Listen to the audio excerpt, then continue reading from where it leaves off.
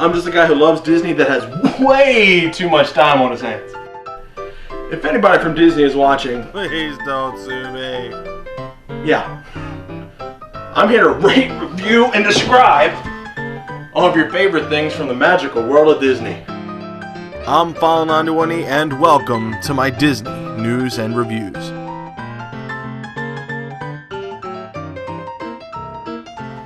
Hello everyone and welcome to this week's Disney News and Reviews. I'm File91e and I'm now 25 years old. This week was my birthday week. I actually took off for a lot of it of work, so I just kind of chilled out. I was going to do one of these videos on my birthday, but a lot of stuff happened and really didn't get to it that day, and then I put it off to the next day.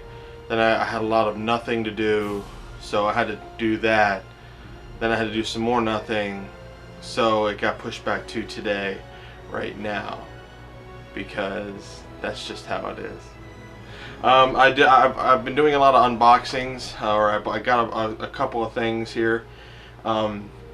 Actually, one of the things that I did get for my birthday, or that I bought myself, were these things, these little cars. These Cars and Cars 2 and Cars, you know. Anyway, the cool thing about these cars are that they're color changers. You can kind of see this one. See how it's kind of red and yellow. In cold water they change, and in hot water they change back. And I'm actually thinking about giving away, I think, these two. I want to keep this one because I like Finn McMissile, who's going to be one of the new Cars 2 or Cars characters in the new movie Cars 2. He's like my favorite one just because he's an old Aston Martin, and it looks really cool. So I want to put these back here. And I love these old color changer cars just because they remind me of my youth, really. And let's see what we can do. They remind me of my youth, and you know, I felt like going to a toy store, so I was like, okay, that's what we're gonna do. Yeah, I'm sorry if you can hear the air conditioner, because it is really hot here in Baltimore, and I have to have it on or else I'll just die of heat. You don't want to see a sweaty File91e. That's not a good picture. But I got a whole bunch of DVDs, any things that are pertaining to Disney. I got these from the Disney Movie Rewards, Moon Pilot and Monkey's Uncle, and I'm really looking forward to watching these just because I haven't seen them before. They remind me of the old Disney Channel when they used to show a lot of these older 60s, 70s movies, you know, just you know, to fill up time. So it's pretty cool. I can't really wait to watch these, and that should be awesome. And the coolest thing of the week that I bought is the Ultimate Pirates of the Caribbean Trilogy Collection from Best Buy. It's Best Buy exclusive, and this is really neat. It's the Curse of the Black Pearl, Dead Man's Chest, and Outworld's End. It's the same 7-disc set that you would get with anything else, but it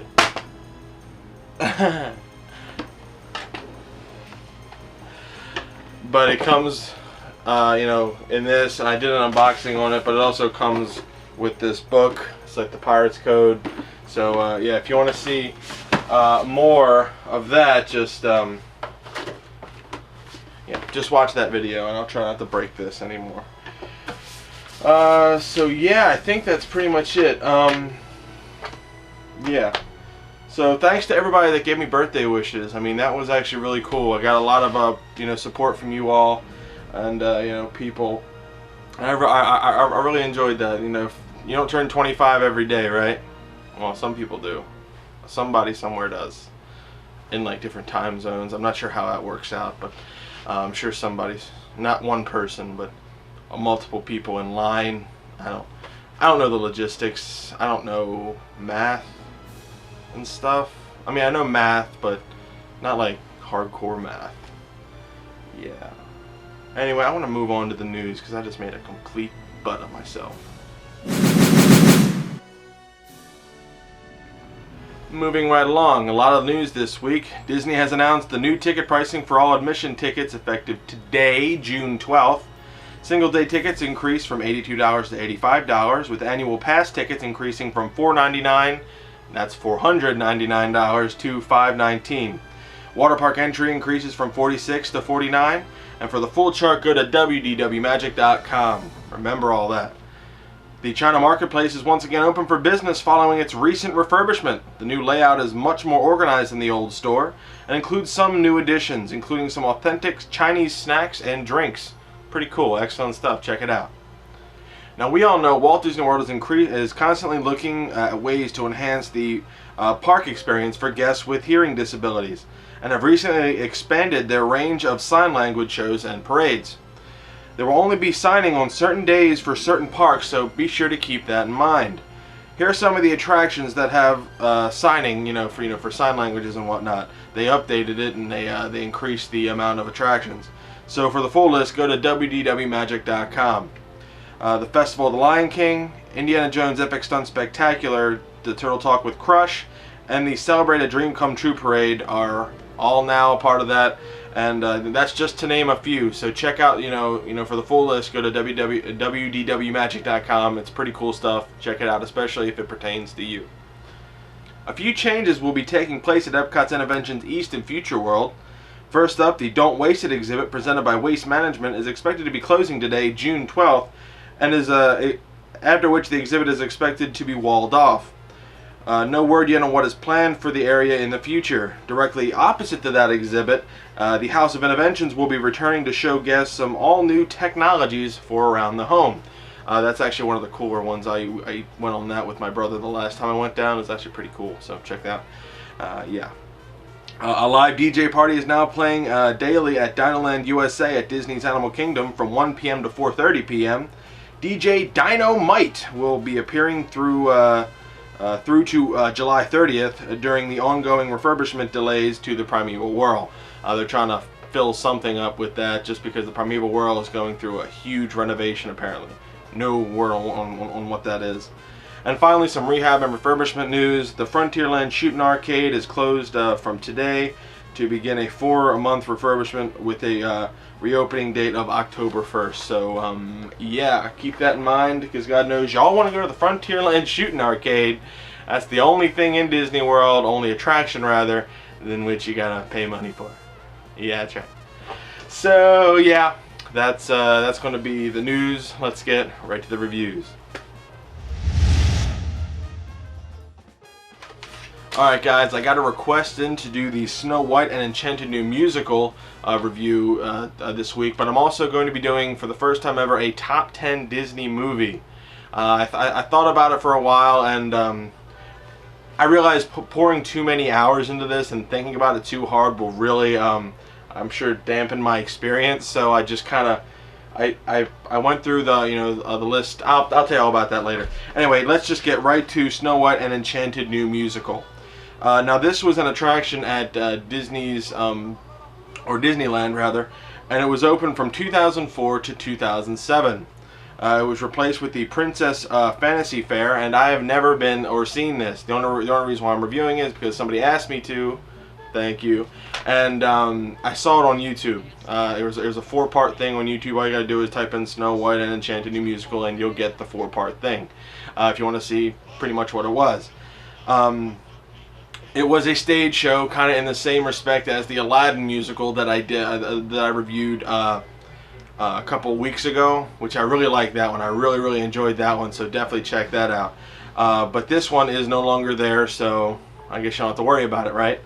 Anyway, they use live dancers for animals and whatnot, and it basically followed the story of Snow White. If you've ever seen Snow White, where's Snow White? Right here. If you've ever seen Snow White, you'll pretty much understand what's going on. But like I said, they used live dancers for animals, and the sets were actually pretty cool because they kind of moved around. They gave some dimension in there. It was it was really good. Patrick Stewart was the voice of the Magic Mirror, and the Magic Mirror was the narrator for pretty much the whole thing. That kind of kept the thing going, the whole story flowing, because they're trying to condense a 90-minute movie into a 30-minute show. So there was stuff to be cut out and rushed along. Again, the sets were nice, and they shifted around, which was actually pretty cool. They kind of mixed and matched according to what they were going for. There was the set with the castle and the wishing well. Then there was the set with the dwarves' place, and the set inside the dwarves' place. Now all the songs are pretty much there. The wishing well song, and someday my prince will come, hi ho. The silly song. They're all pretty much there. And they all sing them, and it's a pretty good cast production. Now,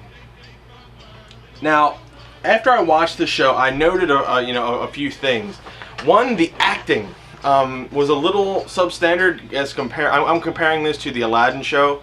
Now, I don't really put acting as a major qualification for a good Disney show, because I know that these actors are doing this like 7 times a day, 7 days a week. It gets a little boring after, or not boring, but it gets a little tedious to do the same show over and over again and still keep it fresh in your mind.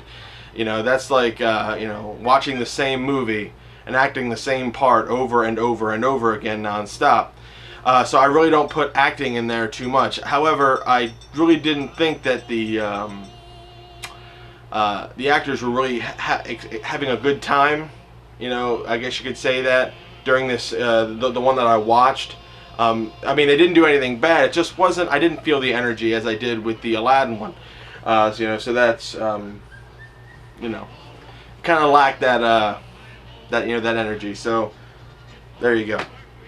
But really, aside from that, it was actually a pretty good show. Like I said, the sets were good, and the 7 dwarves obviously were, I think, were the best part of the whole thing. And the singing was great. The music was good. I really thought that they did a good job with that.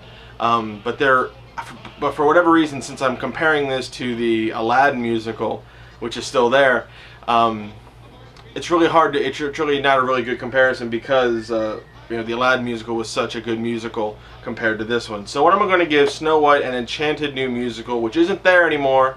Just to let you know, I'll probably give it a 3. It was an average show that had some pretty good moments in it. But yeah, again, it was just okay. I'm not sure if that'll disappoint some people, but I honestly I was impressed with some parts. With other parts, I wasn't. I was kind of like, they're kind of phoning that one in. I thought maybe. I'm not sure if that's just their talent level, but the sets were okay, but there was a lot more sets in the Aladdin one. The musical numbers were good, but I personally like the Aladdin music better. So it's kind of a mix and match here because I am comparing it to the Aladdin musical set or musical show, and I'm not sure if that's a fair comparison, but for me, that's just that's my opinion. But it's not there anymore, so you can't go see it. However, watch it on YouTube. You might have a different opinion on it. I might have sparked a nerve, and please just don't yell at me. This is just they're just my opinions here. So Snow White and Enchanted New Musical, 3 stars. All right, ladies and gentlemen. A lot of you have been asking for this over and over and over again, and I finally sat down and got a pretty good rough idea of what my top 10 Disney movies are. I included live action along with animated because I actually like a lot of the live action movies a lot better than I do like the animated movies. And you're actually going to notice that a lot of the older animated movies don't really make this top 10. I want to start off with 10 and go to 1. So number 10 on my top 10 favorite all-time Disney movies. I included, and this is 10, Who Framed Roger Rabbit. This movie was shot around Disney. There was there were Disney rides in the Disney parks for it. But this one always was close to my heart. I actually have Frame Roger Rabbit right here. This is one of my all-time favorite movies. I remember it as a kid vividly. My first crush was Jessica Rabbit. I mean, she's hot. Come on now. She's a cartoon. Hey, it's not her fault. She's just drawn that way. But this is one of my all-time favorite movies. I really liked the steamroller scene. I had a fascination with steamrollers after that. So that was one of my all-time favorite movies. Love it. Number 9 is The Rocketeer. A lot of people don't like this movie. I absolutely love The Rocketeer. Having the idea of being able to fly and having a jetpack really appeals to me. I enjoyed it. I loved the acting in here. The music was awesome. The stunts and effects were cool, and just the idea of strapping a jetpack to you and flying was awesome to me. And I was fascinated with it when I was a kid, and that's why it made my top 10. Just kind of was right there.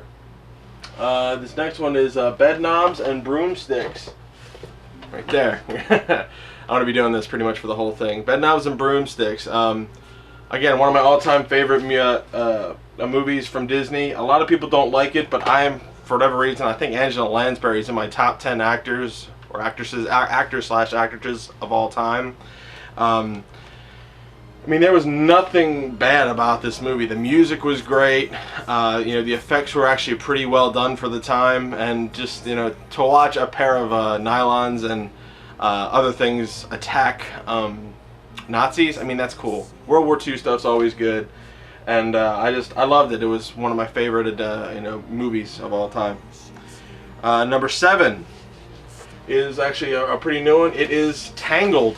This one crept up on me, and I absolutely, I love this movie. The music in it was awesome. You'll find that music is a big thing for me, especially when it comes to Disney movies.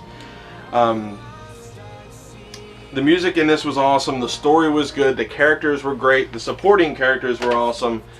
I mean, it was almost a perfect movie for me. So that's why it kind of was implanted firmly in my top 10, just for the sheer and simple fact that almost everything in this was perfect. I thought it was great. And number 6, all of the Pirates of the Caribbean's, pretty much, even 4. I mean, I love pirate movies. That you don't see pirate movies pretty much anymore, and the fact that they still do them, this well is awesome. Especially the original 3 with Curse of the Black Pearl being at the top. Awesome set. I love Curse of the Black Pearl and Dead Man's Chest at World's End was good. I mean, the epic battle scenes, the music, the score in this again was awesome. I mean, it really can takes your emotions and runs wild with it. But again, they don't really make pirate movies anymore, so I mean, the fact that they did them that well is excellent. So I love that. Pirates of the Caribbean. And I'll never forget watching, going to see the first one, and really, I went in not really expecting too much of anything. Left loving it. Johnny Depp, Captain Jack Sparrow, totally the whole reason why I like that movie. Alright, now we're getting into the top 5 here. My 5th favorite movie from the top. Where is it? Right here. The Many Adventures of Winnie the Pooh. Winnie the Pooh was huge for me. I loved it ever since I was a kid. I had all the books, and when I saw this for the first time, I absolutely loved it. Disney did a great job with bringing these characters to life. And I mean, again, the songs, The Wonderful Thing About Tiggers are wonderful things, or I'm just a little black rain cloud hovering over the honey tree. I mean, come on, that stuff's good. And again, the music plays a huge part in everything that I like about Disney movies, and I can always listen to these songs just because. I mean, it's just it's a classic to me, and I'll always love it. Okay, now the next 2, 4 and 3, I actually don't have on DVD. Number 4, I'm waiting for because it's going to be coming out this year. It's The Lion King. I'm going to get the awesome big edition along with the 3D edition, so I'm really waiting for that. I don't have it right yet. I believe I have it on VHS. Yes, I do. And so it's just good to know that I have that. But yeah, I don't have it on DVD yet because I was waiting for the Blu-ray release, and I didn't really want to have to buy all of the editions because I only need one of every movie. I mean, come on now. Let's not be, too greedy here. But yeah, The Lion King. Again, do I need to say anything more about The Lion King? The music was excellent. This is one of the movies that I grew up with. That was when it's the Disney movies that came out when I was a kid, so they had a greater impact on me than, like, say, Snow White would. But yeah, the Lion King's music was awesome. There was daddy issues in there, which I love. I love, you know, good story with daddy issues for whatever reason. I've recently found that out. You know, the animation was crisp and awesome, and just everything in it. The villain was great. The story was awesome. Circle of Life. Yes. And the supporting characters were awesome as well. You know, I mean, Rafiki, Timon and Pumbaa. You can't get too much better than that. So Disney Lion King, number 4. Number 3, I don't have on DVD. My brother actually has it. It was his DVD that I constantly watched. It's Aladdin. I'm waiting for that to come out on Diamond Edition Disney. Where are you? Slowing up here. Yeah, but number 3 is Aladdin. Again, same reason as Lion King. The music was great. And the story was awesome, and just, you know, the fact that you can make something of yourself, even though that you consider yourself as nothing, you can still make something of yourself if you have a good heart and you work hard at it. You just don't need to, you know, steal. Number 2 is Beauty and the Beast. When this came out on the Diamond Edition, I was so happy because this is one of my second favorite movie, or Disney movie of all time. Again, the story, music, and everything about this was perfect to me. This was near perfect. I mean, I thought this should have won the Oscar that year, but we all know that it didn't. But the fact that it was nominated really showed that this movie was so great, and the fact that they nominated it alone with the live action movies really showed that a lot of people loved this movie. But yeah, Beauty and the Beast, one of my all-time favorite movies. I mean, I could watch this movie anytime and still love it. Still just love it. Excellent stuff. And finally, I think my brother actually has my copy of my all-time favorite movie from Disney, no matter what. It's Mary Poppins. My brother has it. I have it on DVD. But yeah, Mary Poppins was one of those movies I remember watching as a kid with my grandmother and being completely enthralled with. I have the VHS of Mary Poppins, and I watched it so much that I had they actually had to take it in for repair. I still have it. It lost the cover art because I tore it up too much. I mean, I kept watching that movie over and over again.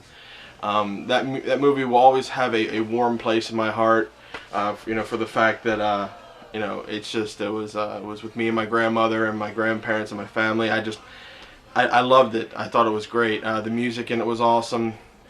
That goes without saying.